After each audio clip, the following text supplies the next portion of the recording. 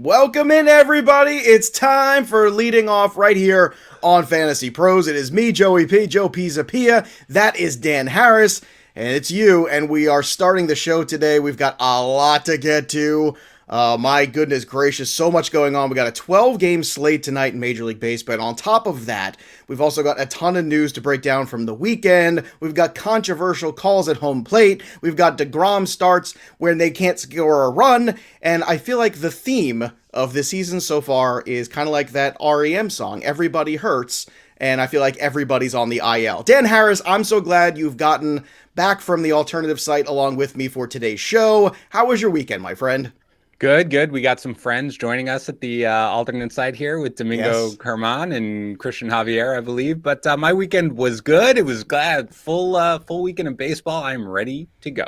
All right, so first the good and the bad, and we always hold ourselves accountable here on the program. The good, Dan hit on Joe Musgrove. I preferred McCullers on Friday night, but he was more Team Musgrove, and boy, oh boy, were you right. The first no-hitter in Padres team history, so congratulations to that Joe, from one Joe to another Joe. Also, Charlie Morton was a strong oppo play. Hooray. The bad was the Houston stack was not good. It did not deliver Friday night, so we go back at bad results, good information, and I think this is a lesson to be learned out there in the DFS community. You can do all the right things. At the end of the day, it's baseball, and because of the 70% failure rate, things might still not hit. That's why you play the long game. It's better to play smaller over a long period of time than it is to necessarily go all the way out there, spending all your bankroll in one weekend. But we get back to the grind today. It's Monday. It's a new week. So let's start that new week with a little bit of what stood out on the weekend. Obviously, I mentioned the Joe Musgrove no-hitter.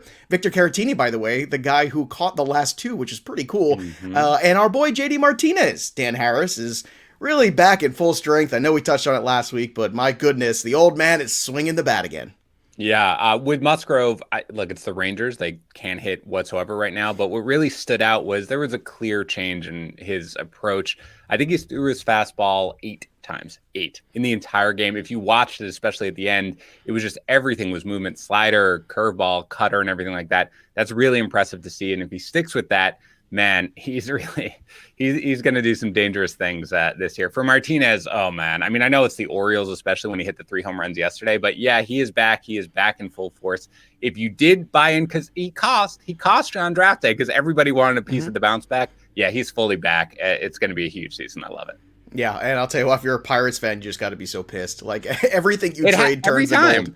Everything you trade turns the gold. It's unbelievable. Yeah. Glasnow, Cole, Joe Musgrove, the list goes on and on, Austin Meadows, but I want to, the Pirate fans are dealing with enough. Eduardo Escobar homered in all 3 games this weekend. Franmil Reyes, too, was quite the franimal. He had a bunch of dingers, too. And, of course, Kershaw and Scherzer, that duel also. So anything else from these or from something else that kind of piqued your interest from the weekend's games, Dan? No, I mean, it was Franmil really, because I feel like Franmil gets forgotten about a little bit just because, we know about all the, Giancarlo Stanton, JD Martinez, Nelson Cruz, all the big hulky guys who hit the ball just right on the nose every single time. But Franmil, huge weekend. He's currently nuts, 25% barrel rate, 65% hard hit rate. That's not going to last. But I do think that he's going to be he's going to push 40 home runs this year. The Kershaw-Scherzer duel, I really enjoyed watching. Scherzer was a little down in velocity. I'm not sure why. He still obviously got it done. He shouldn't even have given up an earned run if Robles hadn't lost that ball in the sun. But yeah, it was just great to see the old guys still getting it done. But I am a little concerned about Scherzer's velocity. I want to watch that in his next start. Yeah, so am I. I'm just a little concerned about Scherzer, period. The last couple of years, it just seems like we're getting to that point where age is creeping up, the mileage is creeping up. It's not that he can't be a very good pitcher in fantasy. He can. It's just a matter of what sort of investment you want to make in that going forward. And in any dynasty and keeper league, and I'm speaking as somebody in their keeper league that's got Scherzer and a very high cost in an auction format. Yep. He was $50, and you know what? It's a premium pitching kind of format because it's head-to-head points, and I kept him one more time, but I can tell you right now my plan is not to keep him next year. So if I can deal him, or if I can just start to plan for the future around that inevitability, I think you want to get out earlier rather than later. It's just something to keep an eye on. All right, before we get to some performances, if we're buying or selling, I want to remind everybody we're giving things away for free here. So go to fantasypros.com/MLB contest, and we've got a Ronald Acuna jersey with your name on it. Actually, it's Ronald Acuna's name, but still, it could have your name on it. All you got to do to get involved with this is take a nice little review screenshot of the show leading off, or any of our podcasts here at Fantasy Pros if you like. You go over to MLB section there for the contest. It's fantasypros.com/MLB contest. You go, you fill out this little form, you upload your screenshot, and just like that, you are entered to win thanks to our friends at pristineauction.com. And go sign up for pristineauction.com today. Come on now, free Ronald Acuna jersey. Let's go. So I'm going to ask you a little question here. If we're buying or selling some of these performances, Trevor Rogers, 6 innings pitched, no runs, 10 Ks against the Mets. Now it is the Mets and that offense. So are you buying this? I, for one, am, Dan, because there was a lot of buzz about Rogers in camp. So once again, that Marlins pitching staff continues to show us that they know what they're doing in terms of growing young pitching. Yeah, by the way, a great streaming thing that everybody should do is just stream whatever pitcher goes against Jacob deGrom. No matter who it is, you should always just do it regardless. God, that just hurt my soul. It's just terrible. Hurt my it's terrible soul, to watch. Terrible to watch. Regardless, I'm kind of buying it. Yeah, because again, he didn't have a great start, his first start against St. Louis, but he does have 16 strikeouts now in 10 innings. He sat around 96 in that game. His slider, his changeup, his fastball, they were all getting whiffs. So, yeah, I mean, this Marlins pitching staff, they lost Eliezer Hernandez. That Sixto Sanchez is down, but still, they've got enough arms. So I'm kind of buying Trevor Rogers, as a usable fantasy starter rest of season. Okay, we've got Emmanuel Clase and Yimi Garcia as the closers for Cleveland and Miami. So Cleveland obviously not getting a lot of Karen Chat questions. I still picked up Nick Whitgren anyway, just because, know. But what's your take on these two closer situations? I think it's Class A. I think he's gonna hold it for at least now. I mean, he's got the stuff and he's got kind of the attitude to do it. And Yimi Garcia, I knew everybody was right. All the insiders were right. Anthony Bass was gonna get the first start, but Garcia really is more of the closer type of guy. So I'm not crazy about Garcia because it's the Marlins and who knows what they're going to do. But Class A for right now, I am buying, but I'm more selling Garcia at the moment. All right. Kikuchi, by the way, excellent start against the Twins. Yeah. He's got 16 Ks in 12 innings. I'm actually buying this one because if you paid attention to the spring and a little bit of last year, you saw him start to make some movement. Everybody was so excited about him when we first came in the league and things didn't work out. But patience seems to be prevailing right now. Your thoughts on Kikuchi? Yeah, it's a great start. Again, so you can shut down the Twins. You've got my attention. And again, for him, it's really his velocity. Now, he had the velocity last year. He's hitting almost 95, sitting almost 95 miles an hour. He had it last year, but everybody's like, 5.17 ERA.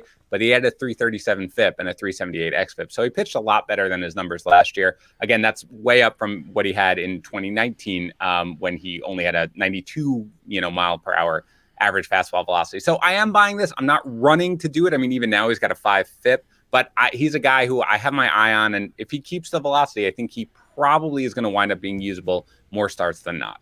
All right, a couple of hitters here. Cedric Mullins slashing 459, 512, 676 with 2 steals. Not sustainable. Yeah. Also, Tyler Naquin is 5 dingers and a 1200 OPS.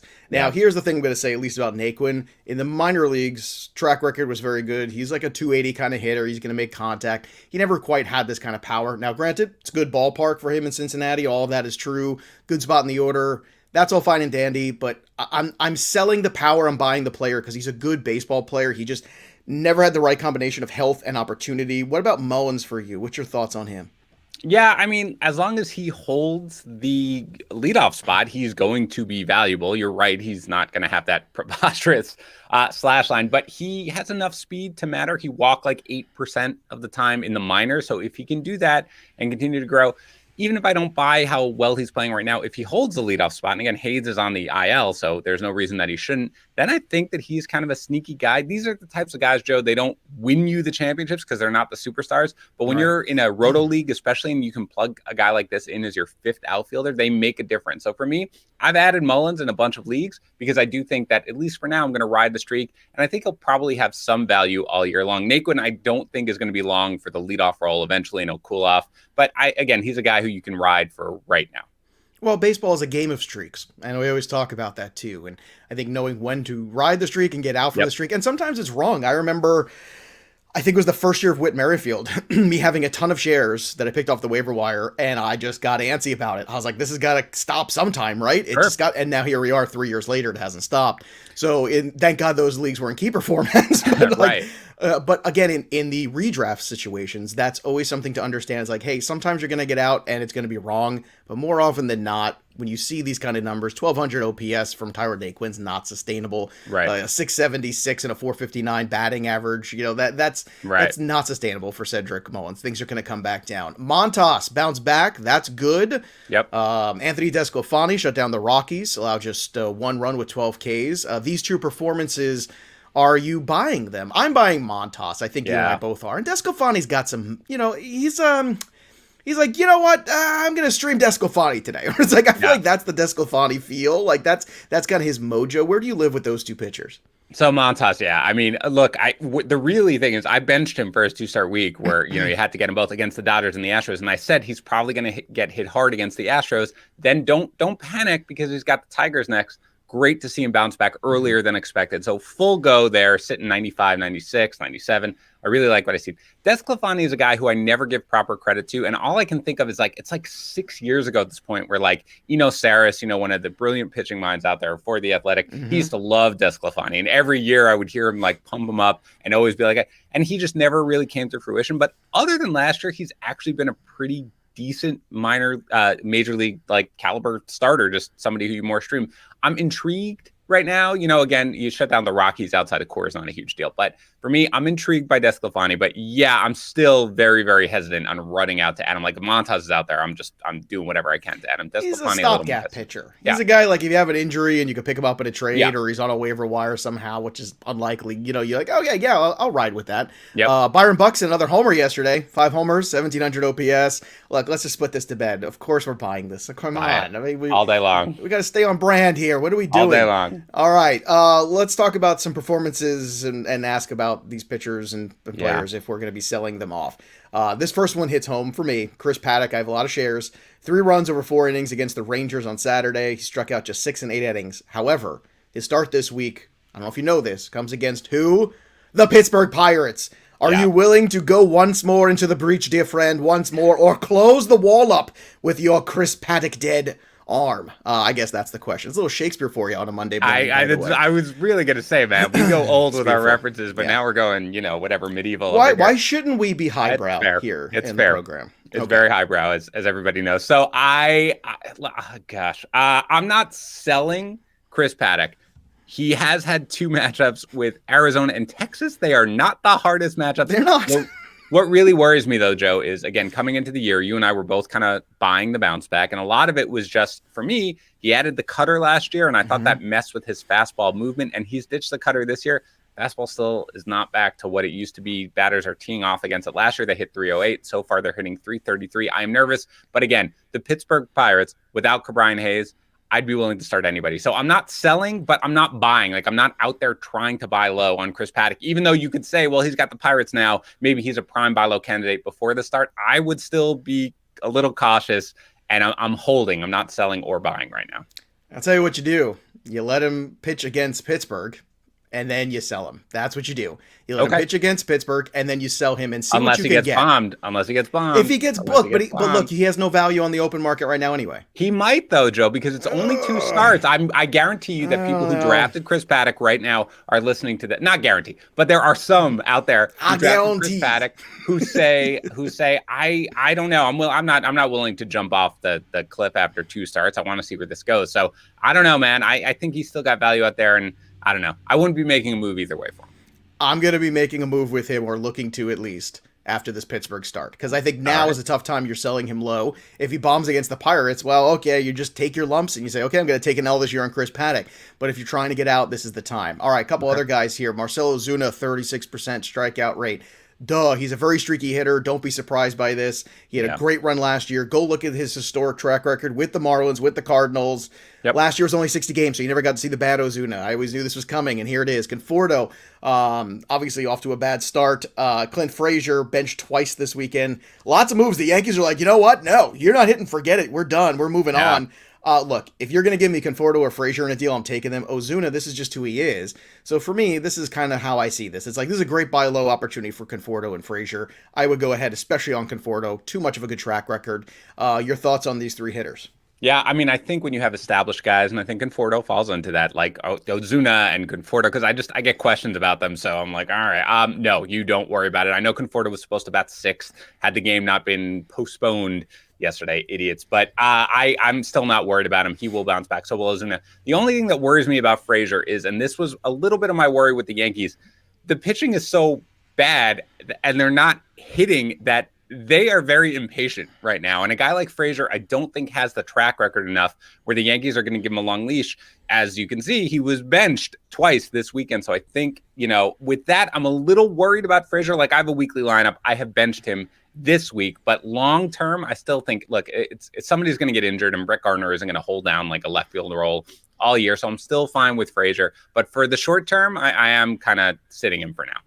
All right, let's move on to our next segment here, and let's do a little, should we drop them because they're not hot? It's Corey Kluber starting, terrible start on Friday, by the way, 2 innings there for him. CJ Cron 0 for 6. I know that one hits you home personally. I know a lot of CJ Cron love there. I would say just hang tight there. Andres Jimenez, that one hits me personally there. And you know what? I got out of the Andres Jimenez business the last 2 weeks. The last 2 weeks, his ADP in drafts I was in and price and auctions skyrocketed. We talked about it in Tout. Right? He was like a $21 player. And I said, what are we doing here? Yeah. And then, of course, Karinchak. So are you dropping all of these guys? I'm not dropping Jimenez or Cron. Kluber, if there's a better option, I'm willing to do it. Maybe it's just done. Karinchak, I'm willing to do it because, it's just, you got to chase saves. How do you approach these guys? So, I think the short story is that if you want to drop anybody, none of these guys is undroppable by any means. I personally probably would not drop any of them. I don't have any shares of Kluber because this was my concern. The guy's basically hasn't pitched in 3 years. Let's see. But again, he hasn't pitched in 3 years. Maybe he will bounce back. Cron, no, it's annoying because they have been home a lot, but you still want to see what they have there. Jimenez, again, he did homer over the weekend, but still not doing all that much. I would like to hold there. Karinchak, you can drop. I probably would still hold because he will get you strikeouts regardless. And if Clase has any sort of hiccup, he'll probably be back in the role. So I'm probably trying to hold all of these guys if I can. And this is one where I'm trying to, preach the patience to at least hold to see where things go. All right. As I mentioned earlier in the show, Dan, we are the kings of keeping it real. So yes, in the spirit of keeping it real here, are we ready to admit that we were wrong already in mid-April about 2 players? Randy Arozarena, certainly I was beating that drum, and so far he's been beating a lot of pitching. 313, 351, 514 slash. Looks like a stud. Again, only a couple weeks into the season, but homer twice this weekend. So for your Arozarena truthers, it was a good weekend for you. And Zach Plesac, 7 innings pitched, no runs, 6 Ks against the Tigers. Now the ERA is at 1.38 and 8.5 whip, which is your guy. So I'm not willing quite yet, but it's certainly getting closer and closer to me saying, okay, you know what? Rosarena is making the adjustments, and I'm proud of him. But I don't have regrets about drafting him as a top 50 player, which is basically where he was. How about you for Plesac? Are you willing to get there or not quite? I will say that I think I'm ready to certainly admit that my bold prediction of he'll be less than 25% rostered by the end of April is probably not going to come to fruition. I will say he's faced the Tigers twice, so I'm not fully willing to sort of say, oh God, this guy is definitely going to be a usable guy all year long. And he's got 10 strikeouts in 13 innings without the strikeouts. But for now, look, at Cleveland, man, this is what they do. They figure it out with all these guys who just have command. So my guess is Plesac. At least I'm not ready yet. It's 2 starts, but I'm trending towards being like, yeah, that's an error on me right there. You and I are, we're in the deep water right now. Yeah. We're in the deep water. Yeah. We're treading, but the water's getting deeper. I just want to put that out there. There may or may not be a shark. They're not all going to be winners. They're not all winners. All They're not. But you know what? I think people appreciate when, there's nothing worse than the analysts in the fantasy community that are never wrong about anything. I think it's so unreasonable. I constantly make fun of myself about the year that I wrote about Dallas Keuchel, saying, hey, he's a nice pitcher, but he's never going to win a Cy Young. And then that year he won a Cy Young. Yeah. I love that. I think it's always fun to say, hey, you know what? We're human too. But you know what? More often than not, we're going to be right. But I think it's the worst when you don't admit when you're wrong, because if you don't admit when you're wrong, how can you continue to help everybody and say, hey, I was wrong about this. Let's go and fix it. Let's figure out how now we can buy shares of it and figure it out, because you know what? Sometimes, you eat the bear and sometimes the bear, he eats you. That's a little Big Lebowski reference for you on a Monday morning.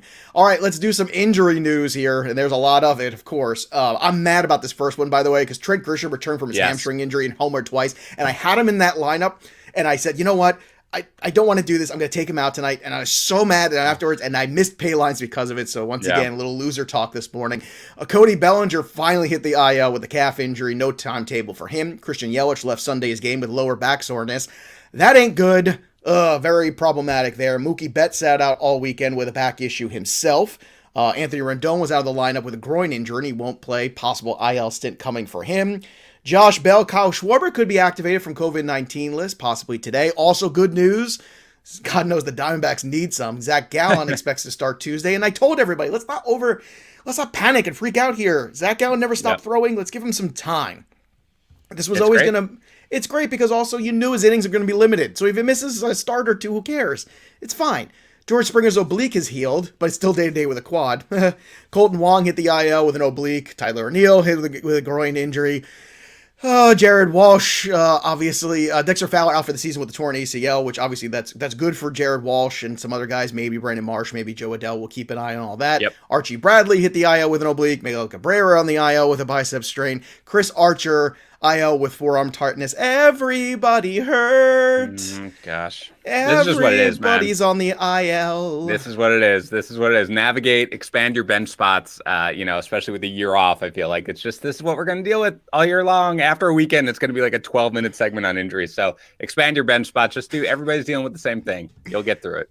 Oh, my goodness. All right. One of the things that helps you get through summertime especially is, of course, Manscaped, the sponsor of our show, because once again, you're going to be out at the pool, you're going to be out at the beach, you want to be out in the sun, you want to take that shirt off, and you want to make sure that it doesn't look like a forest there. So go to manscaped.com and start getting involved and take care of yourself a little bit. Have some me time for you. That's right, the Lawnmower 3.0. They've spent 18 months perfecting the greatest ball hair trimmer ever. You can trim the chest hair, the ball hair, the back hair, all the hair. That's right, versatility. That's why we like Manscaped. Also, they have advanced skin-safe technology pioneered by Manscaped. The battery will last up to 90 minutes, so you can just, kind of just go out there for 90 minutes. I mean, I don't know who needs it for 90 minutes straight, but if you do, the lawnmower's there for you. It's also got that quiet stroke technology. Shh, don't tell nobody, because it's so quiet. And of course, we can get that for you at a discount. Get 20% off and free shipping with the code leading off at manscaped.com.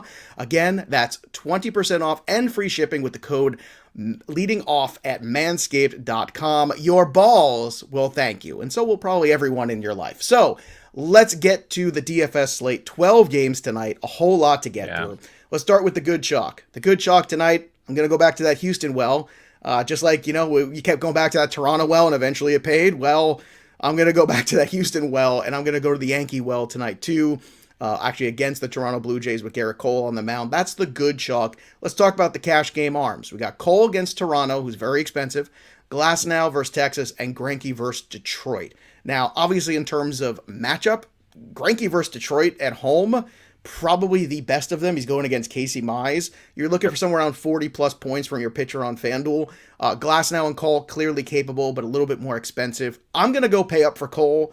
I know it's a second start against the Blue Jays in 3 turns, but still, that's the way I'm going. How about you? Yeah, I don't have like a crazy strong preference. I think I might go with Glasnow. I've been so impressed with what I saw from him coming in, and the Rangers right now, they just can't hit. I mean, they literally couldn't hit on Saturday night against Musgrove. But I'm going to pick on them. The Blue Jays, I think Cole even at his price is a fine start because he can shut down anybody. But in Dunedin, yeah, that's it. I think I've got it now. With that lineup, I think I'll just lean towards Glasnow at a slight discount there. Let me tell you, Glasnow has been very impressive, there's no doubt. Yep. And speaking of like the Rangers or the Yankees, I don't know if I saw anything more off-putting than clean-shaven Rougned Odor this weekend. That was weird, but hey, it worked for him, right? I mean, he came through there. I mean, clean-shaven Joe Pisapia here on the YouTube channel, FantasyPros, also off-putting, no doubt about that. Yes, but Rougned Odor, I didn't even know who he was. I was like, who is that guy? What is it? If he hits and wins game for them, they'll be fine. He looks like Jorge Posada's like kid or something. It was very weird, very weird. All right, let's go with some GPP arms for tonight. On FanDuel, you got Peralta at 7.6, my boy Freddie P. Yep. Going against the Cubs again, you've got Carlos Rodon, which is Dan's guy, against Cleveland. He's just 8.3 over on FanDuel. On DK, when we're looking at the secondary arms, Alcantara, 8.5 against Atlanta. A little bit of an oppo play. Is on the mound. But I think there's possibility there with Alcantara because Big strikeouts for the Atlanta Braves. We mentioned Ozuna not hitting well. There's some opportunity there. Freddie Peralta at 7-7. Dane Dunning as a secondary arm at 6-6 is intriguing tonight because I think he can kind of match a little bit. He probably doesn't have a win equity, but still good strikeout potential there against Tampa Bay. So Peralta, Alcantara, and Dunning, those kind of where I'm looking. Anybody else on DK as a secondary arm peak for you tonight? No, those were the names I had on my list as well. Well done. That's it.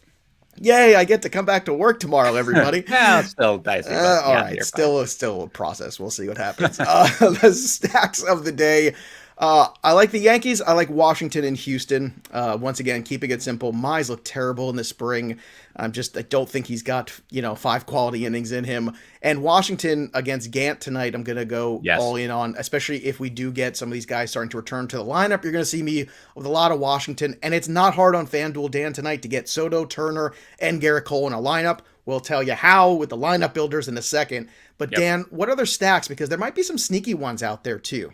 This is going to sound disgusting, and it's more of a contrarian stack right now, but I don't mind the A's against Bumgarner. I had them as the sneaky stack too. Okay, very good, because it's like the irresistible force meets the immovable object in that the A's lineup is terrible, but Bumgarner is worse, I think, than the A's lineup is terrible right now. And again, I don't think they're going to be particularly highly rostered here in DFS because I think it's the A's, but they're, especially on FanDuel, I mean, everybody is just super cheap at this point, and you and I could probably get in there against you, maybe not me, a normal athletic human being could get in there against Bumgarner right now and get some hits. So they're a little bit of a sneaky snack, sneaky snack, which I like to get as well. Right now, I'm silently eating something.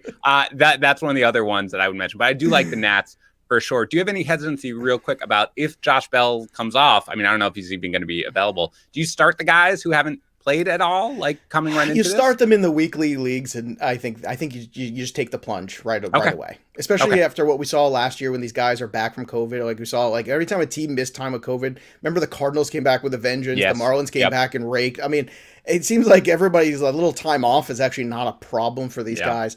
But to build on what Dan's saying, Oakland, Miami, and Kansas City are all sneaky little offenses tonight. If you want to be a sneaky snake and try to get in there with some of these.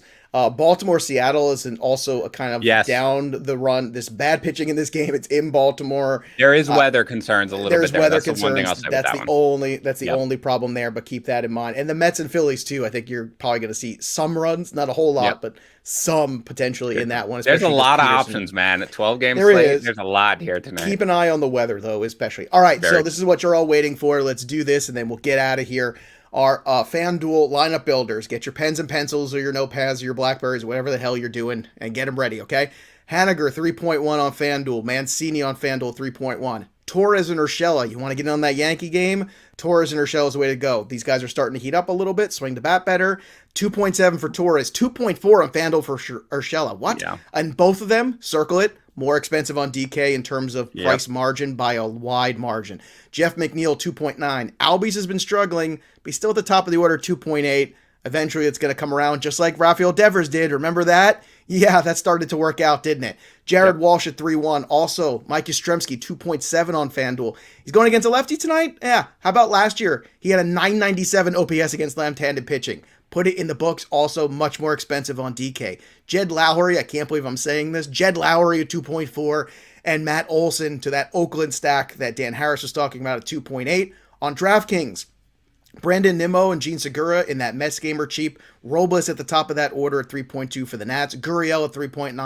Laureano at 3.8. And Jonathan India at 3.6. All these guys are good lineup builders, decent matchups, good potential. So Dan, it's that time again. It's time to call our shot, and that's it. The weekend's over, fresh week, new start. It's time for somebody to get on the board. We're going with the big boys tonight. We're not holding back. Who you got tonight to go yard, to leave the yard and go get that home run? Finally, get somebody on the board here. I'm going with Giancarlo Stanton. They're going up against Robbie Ray. I just feel like, come on at this point. I know everybody loved Robbie Ray in the spring, like they loved him last year in the spring. I will never buy Robbie Ray. So I'm going with, I like the Yankees for the righty bats in this one. I'm going with Stanton in Dunedin. I mean, he could hit a pop fly and that thing's going out. So I'm going with Giancarlo Stanton as my home run call of the night. That's right. We need in a home run really bad. Juan Soto's where I'm going. We're just forget it. We are cheaping out tonight just to get on the board. So we just get on the board. Hopefully Juan Soto and Stanton are those guys tonight. I told you can work these guys into lineups with Cole on FanDuel. DK, it's a little bit more difficult, but we've given you all the tools to be successful. And speaking of tools to be successful, make sure you get that Lawnmower 3.0. See what I did there at Manscaped. Again, go to manscaped.com. I want to thank our sponsor of today's show. Get 20% off and free shipping with the code LEADINGOFF. And get in on that Ronald Acuna jersey. It's not going to give away itself. Go to fantasypros.com/MLB contest, and there you can get involved. All you got to do is fill out the form, take the review, do a screenshot, and boom, you're entered to win thanks to our friends at Pristine Auction. That'll do it for Dan Harris and myself. We'll be back again tomorrow, but the story of the game goes on. We'll see you next time, kids. This has been Leading Off.